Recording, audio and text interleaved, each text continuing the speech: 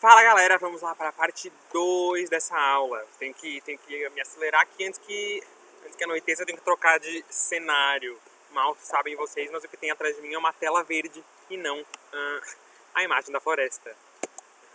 É brincadeira, tá? Ou será que não?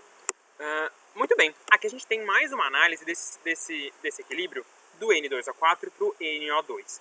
Mas a gente vai fazer uma alteração diferente daquela que a gente fez na parte 1 da aula. Lá a gente fez alteração de concentração. A gente injetou um certo gás e viu o que acontecia quanto ao equilíbrio.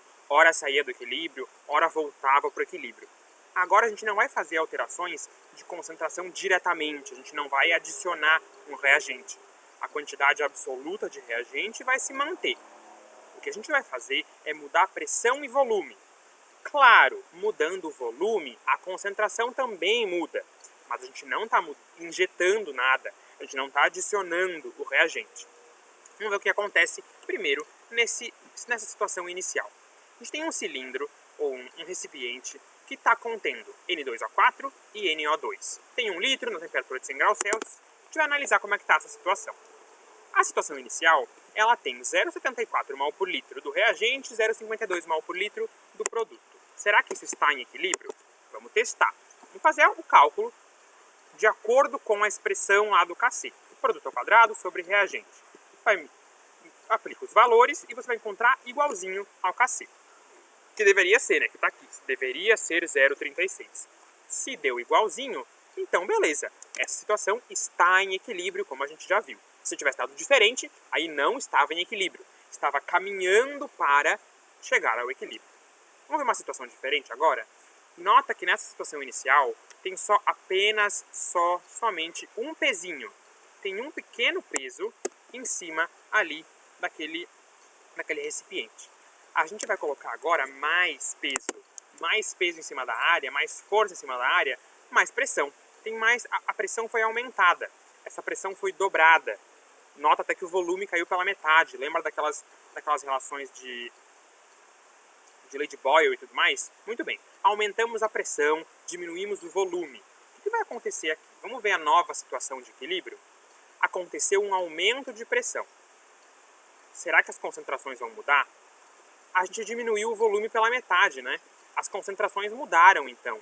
Você nota que quando a gente comprimiu o sistema, a pressão aumentou, e isso provocou mudança na concentração, porque você diminuiu o volume. As concentrações mudaram. Será que o sistema ainda está em equilíbrio? Vamos testar. Fazemos da mesma forma. Produto ao quadrado, reagente, aplica os valores. E você vai ver que vai dar diferente do KC. Não vai dar 0,36. Se deu diferente do KC, isso quer dizer o quê? Isso quer dizer que não está mais em equilíbrio. Não está mais em equilíbrio? Por que isso aconteceu, né? Porque a gente perturbou o equilíbrio. A gente mudou a pressão, mudou o volume. Aconteceu uma perturbação nesse equilíbrio. Mas não vai ficar para sempre assim. O equilíbrio vai caminhar para uma nova situação de equilíbrio. Vai acontecer um deslocamento da situação de equilíbrio. Vamos ver o que vai acontecer? Olha só, agora, depois de um certo tempo, passaram-se alguns tempos e a gente tem novas concentrações. A reação foi caminhando até chegar a um novo equilíbrio. Temos novas concentrações. Será que tem equilíbrio? Eu já estou dando a entender que vai ficar, mas vamos testar. Coloca lá na expressão e a gente vê. Será que vai dar? Produto, reagente. Agora sim, agora vai dar igual ao KC, vai dar 0,36. Ou seja, a gente reestabeleceu o equilíbrio. A gente tinha um sistema, foi lá, esmagou ele, botou mais pressão. Aí ele teve que se adaptar. Ficou fora do equilíbrio, mas logo já voltou para o equilíbrio. O equilíbrio foi reestabelecido. Um novo equilíbrio se estabeleceu. O equilíbrio inicial mudou um pouquinho, então o equilíbrio inicial foi deslocado. Você percebe, com todo esse pensamento, o quê? Que a alteração de pressão e de volume provocaram um deslocamento do equilíbrio. E é isso que a gente avalia agora. Como que a pressão pode provocar variações de equilíbrio. A gente pode fazer duas coisas. A gente pode aumentar a pressão ou diminuir. A gente pode aumentar a pressão fazendo uma compressão do sistema. Como a gente fez? A gente comprime o sistema, a gente diminui o volume dele. Estamos analisando aumento de pressão através de compressão. Se a gente faz uma compressão, o que vai acontecer? O sistema vai favorecer o sentido da reação, que forma menos gases. Então eu diminuo o volume, eu aumento a pressão. O sistema vai lá e produz menos gases.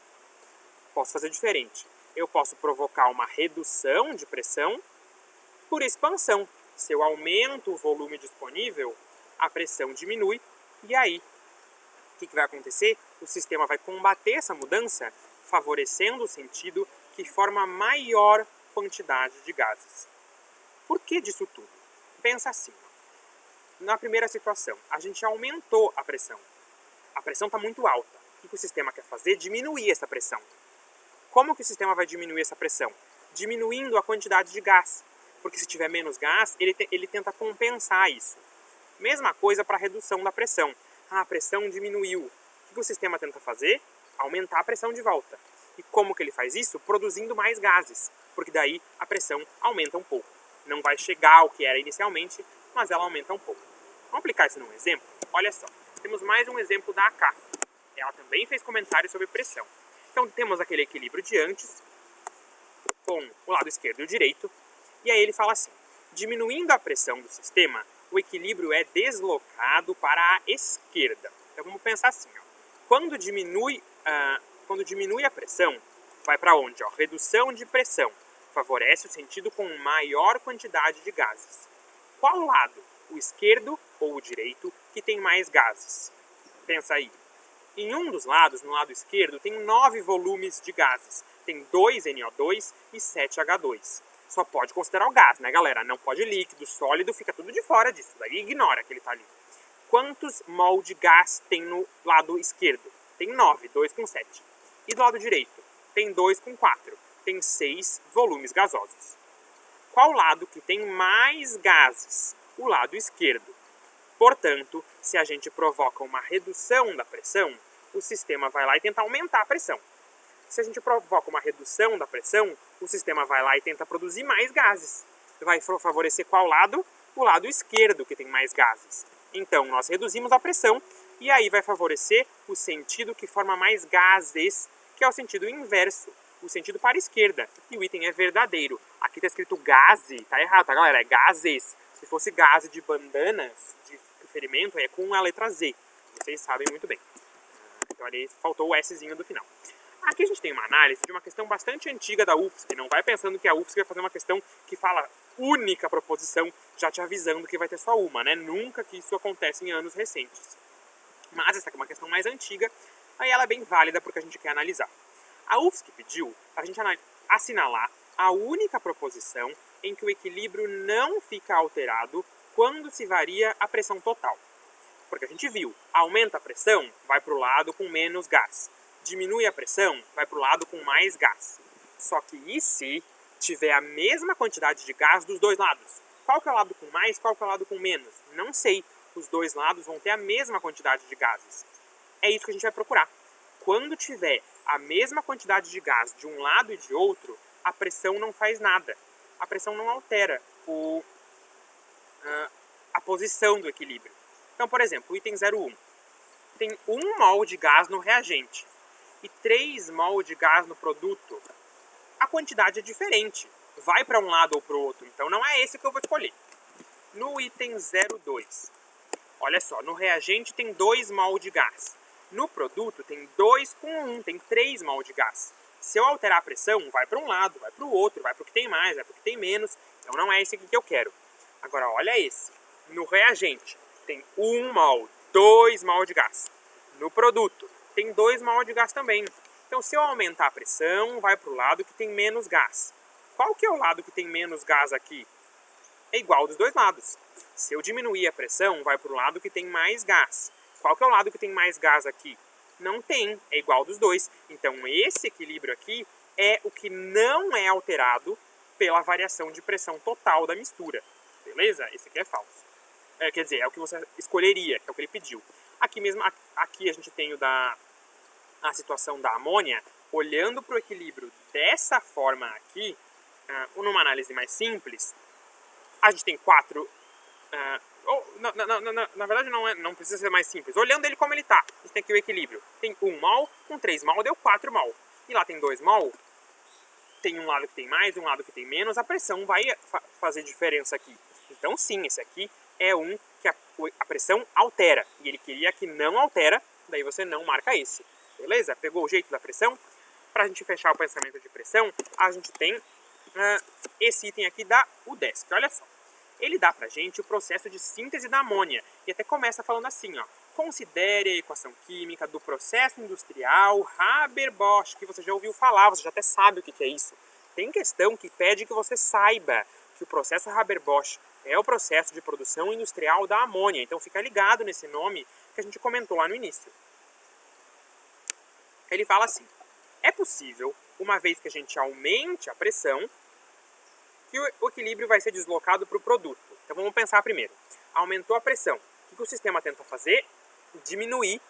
Ele vai diminuir essa pressão. Se a gente aumentou a pressão, o sistema diminui a pressão.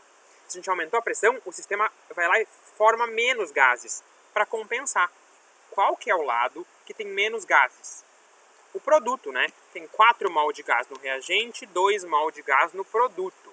Então, um aumento de pressão aqui no processo Haber-Bosch favorece a formação do produto. É o que ele falou.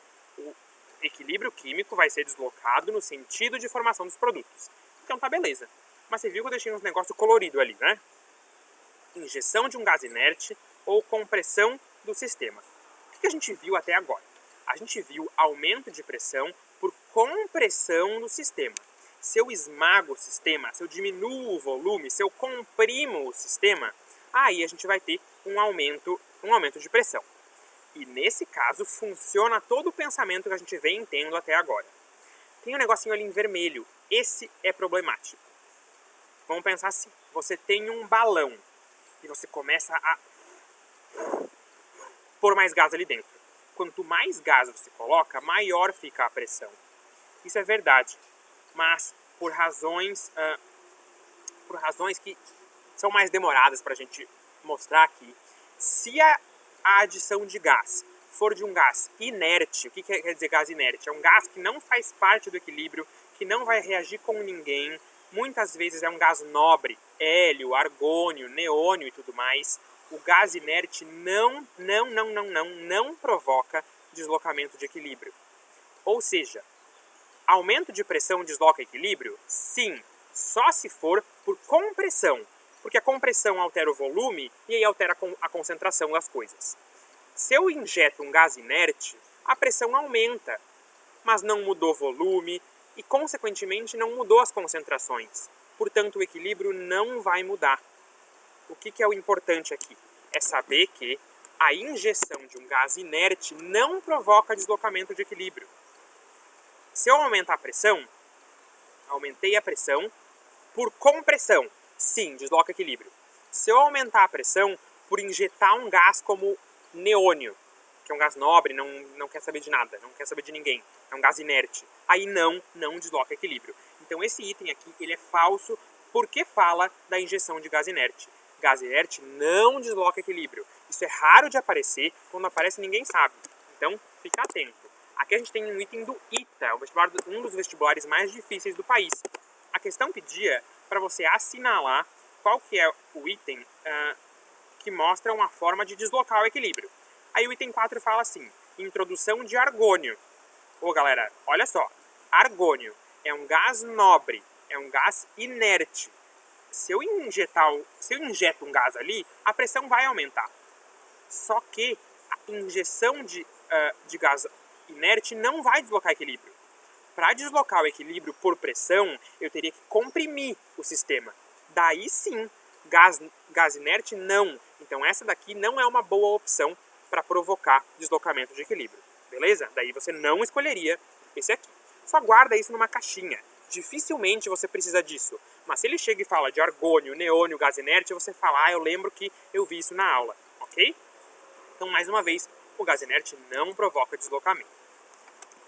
Muito bem, vamos lá avaliar o efeito da temperatura agora. Um efeito importantíssimo. Por quê?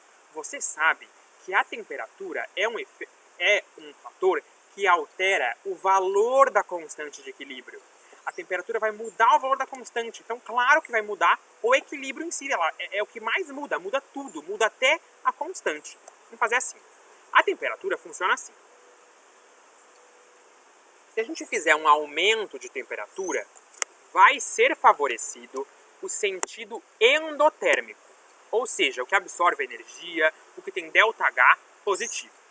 Se a gente fizer, em vez disso, uma diminuição da temperatura, a gente vai favorecer o sentido exotérmico, com a variação de entalpia negativa, com liberação de energia.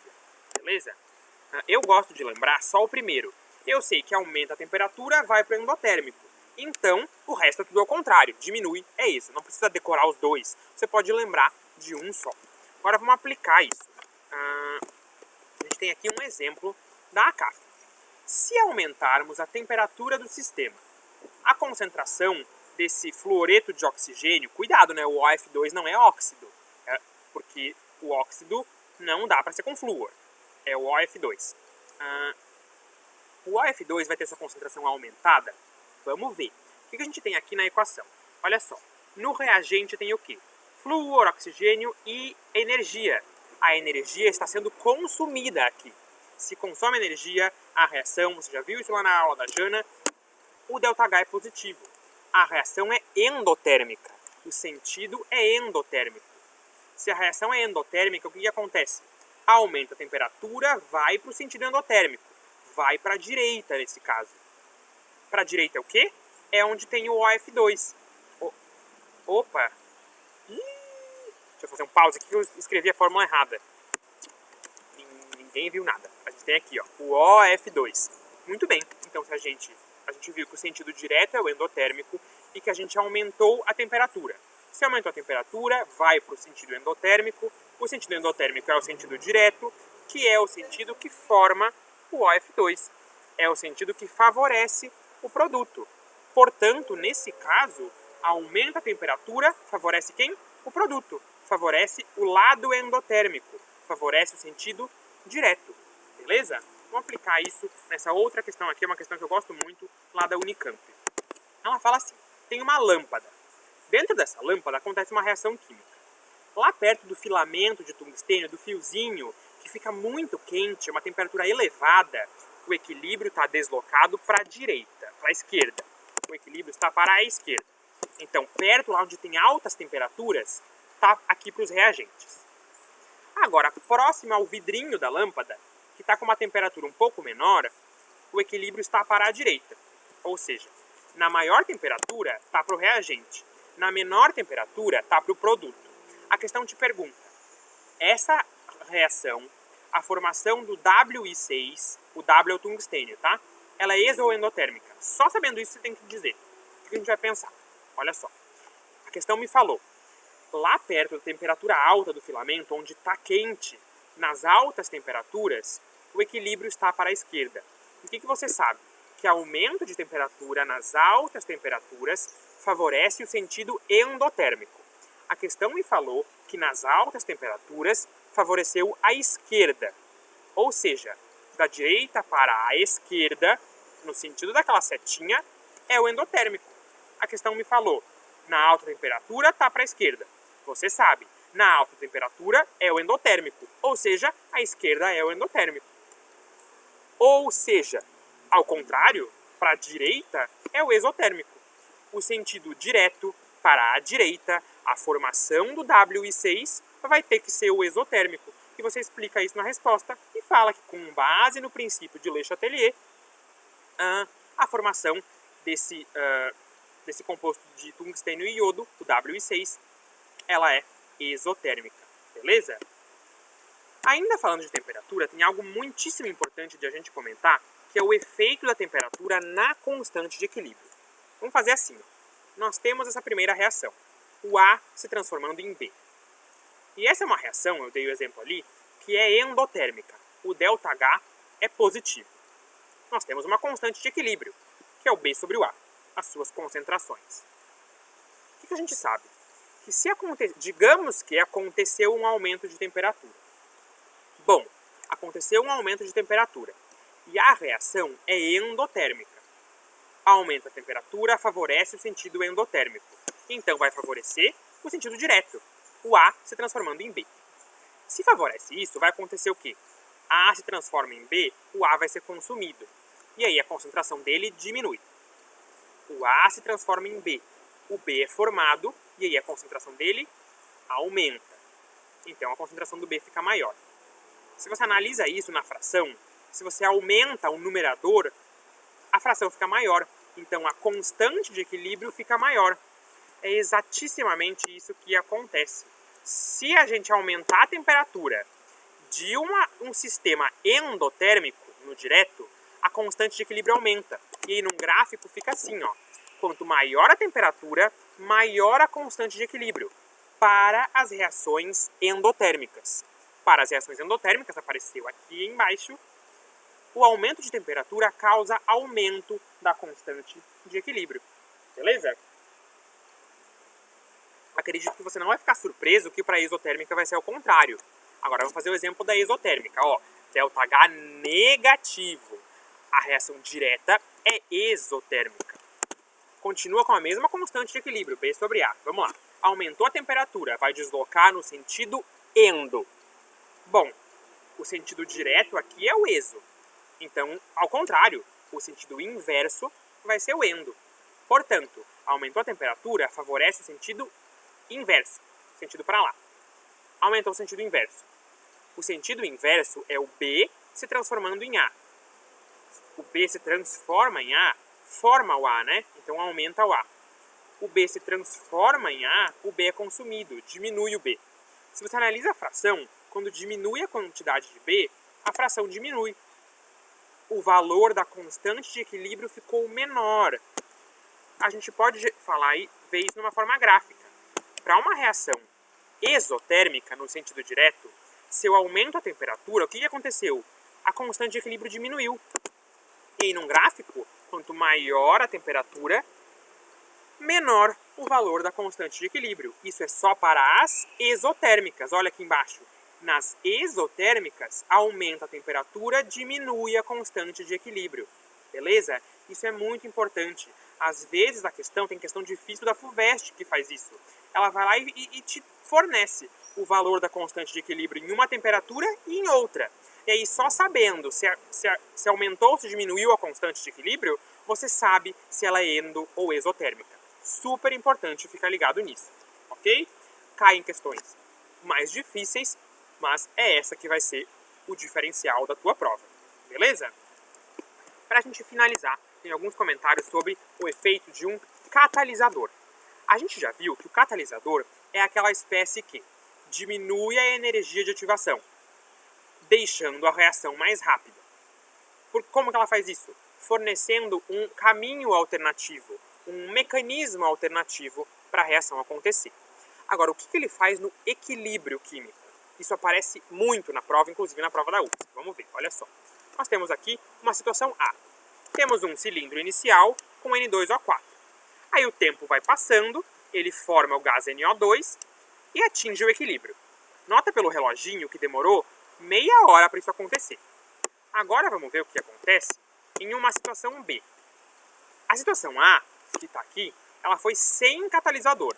Vamos ver a situação B com catalisador. No início tinha 1 mol por litro, e aí o tempo foi passando e o equilíbrio foi se estabelecendo, formando o NO2. Até que o equilíbrio se estabeleceu.